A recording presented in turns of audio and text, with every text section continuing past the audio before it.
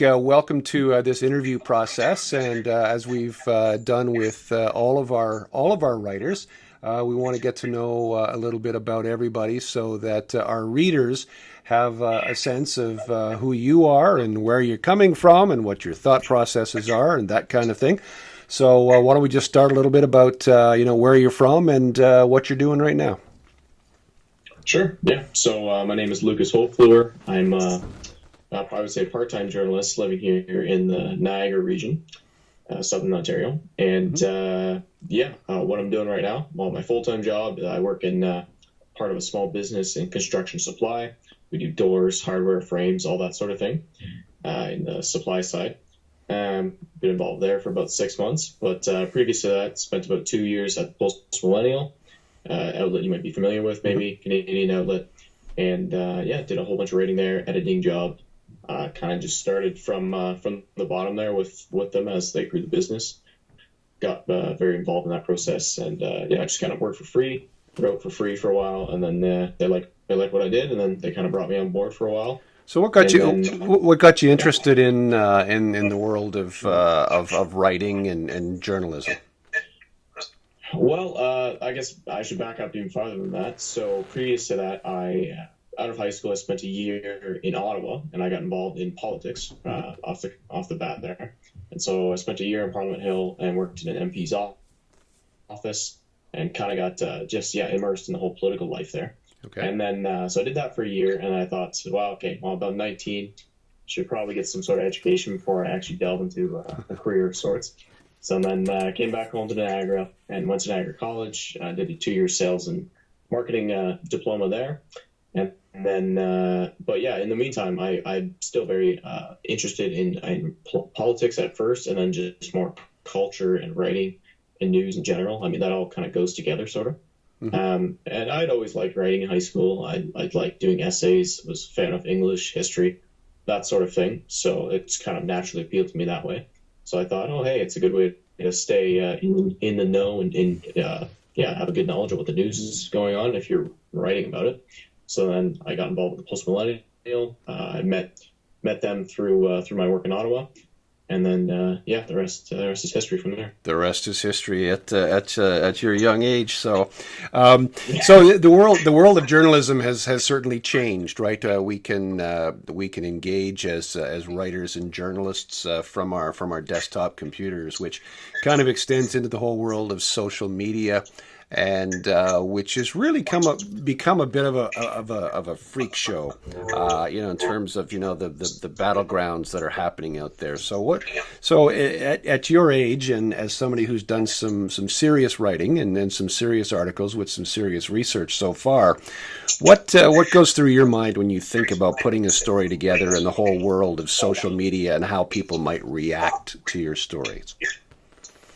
Yeah, well, there's I guess a couple different things you want to consider.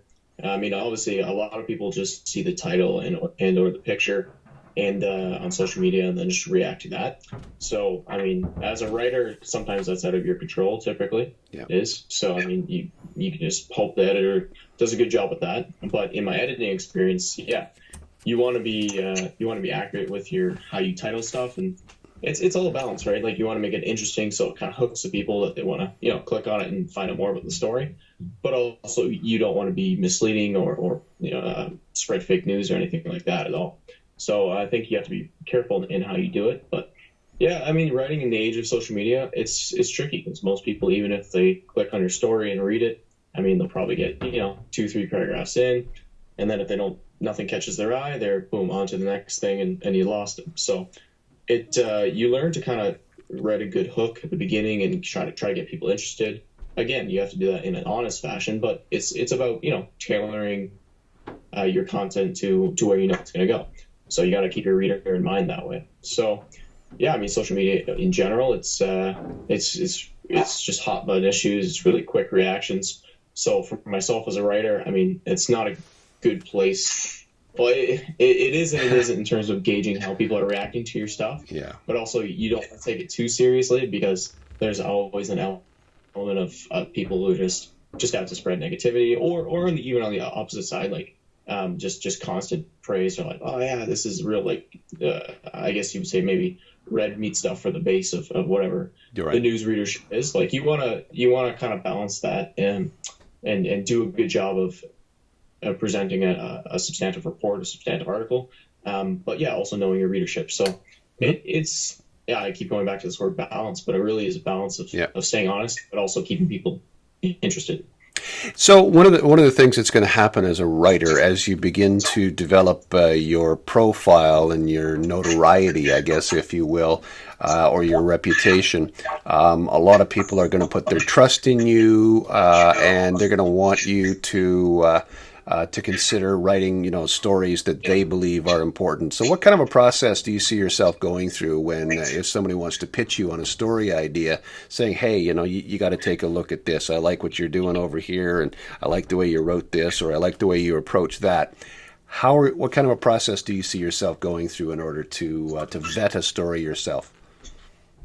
Yeah, well, I guess there's a couple different layers to it. I mean, as a journalist, and this was more as my profile grew and has continued to grow a bit. You get just random messages here and there. People have ideas. They say, "Oh, hey, look at this," and then so you always do that initial calculation in your head. You're like, "Oh, is this worth chasing it down or chatting with this person?" And most of the time, it's definitely worth a conversation for sure.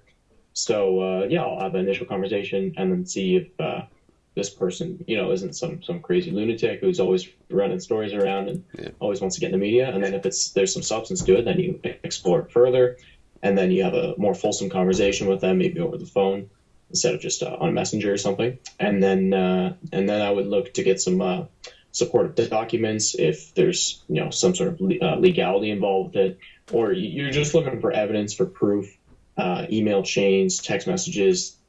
Again, very depending on the story, Yeah. but you want to establish some proof, some documentation, and then you can really go from there. And then, I mean, obviously, best case scenario, you want to be talking to as many people involved in the story as you can, and get. One of the questions I'm asking the guys, based on some of the writing that I've seen you do, and Alex and Wyatt and some of the other guys, is that uh, wondering about your investigative skills. I mean, you just alluded to that in your last answer, but so if you were to rate yourself on a scale of 1 to 10 in terms of your investigative abilities at this point in your writing career, how would you describe yourself? Yeah, that's a good question. Yeah, you want to be honest with your abilities and what you can do. Yeah. I mean, for me, yeah, if I'm really focused on a story, I mean, I'm only 21, so it's hard to say. I hope I get better from here. I'd probably put myself at a 6 or a 7.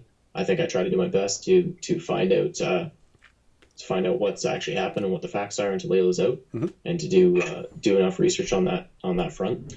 But also, every time I do a story, I kind of find new ways to either approach an issue or talk to different people, and kind of suss out, am I getting the full story here, or am I being led along to get a certain narrative out in the media? So you just get kind of wiser as you go, and then also you just discover new resources and you get new contacts along the way, who you can use to really back stories up, and to make sure you're doing your proper research. So And I would say regardless, I'm at a yeah, solid point now, but I can definitely improve for sure. and regardless of the story that you produce, it's all art, right? So art is in the eye of the beholder. So you have 1,000 people that read the story, or 5,000 people that read the story. You're going to get 5,000 different opinions anyway. Like, the story's never going to be perfect, right? So one of the other questions I like asking our writers is, if you had an unlimited amount of time to dedicate to a particular story or a particular item that you're passionate about, what kind of a story do you see yourself pursuing? Something that would make a real difference in the world if people were to be enlightened about that particular topic. Yeah, I mean, there's a lot of good stuff to write about. I would say, for me, an area of interest and an area I think that a big, large difference could be made would be looking into the state of, yeah, I think Indigenous living in Canada, and the conditions on reserves across the country. I think that's got some exposure, and I think there's been more conversation about that. Certainly, whatever, over the past 5, 10 years, that kind of thing. But I think we have a long ways to go in terms of what we have to look at as a country.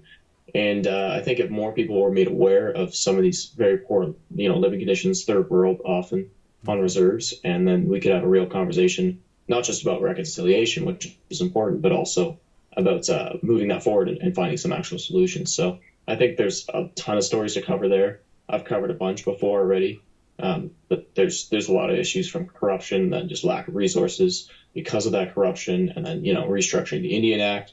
Where does that come into play? And then who has authority, tribal or elected leaders? So there's just 1,000 different avenues to pursue on that file. So I would say, yeah, if I had unlimited time and resources, I'd probably explore Indigenous file.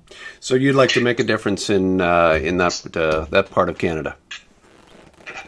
Yeah, I mean it's across the country, but I think it's an underreported area, even though it does get some press now. But it's often very cursory in its coverage. And I think more deep dives and more just people actually going out to these reserves and seeing what it's like would be really good. All right, terrific. And have you been to some of those reserves in the past yourself? I've been to a few, yeah. I've been to a few during my time when I worked for the MP in Ottawa, and then we visited a couple in the riding, and then locally there's one in Caledonia. I've actually done some work there. We had a customer on the reserve too. So and of course those conditions vary across the country, and some are doing quite well, and some are not doing very well at all. So I just think giving more attention and finding some more solutions in that area would be of tremendous good. Okay, perfect. Well, Lucas, thank you so much for joining me, and look forward to having you on the NOVASoMe freelance team, and look forward to working with you in the future. Appreciate it. Thanks so much, Kevin.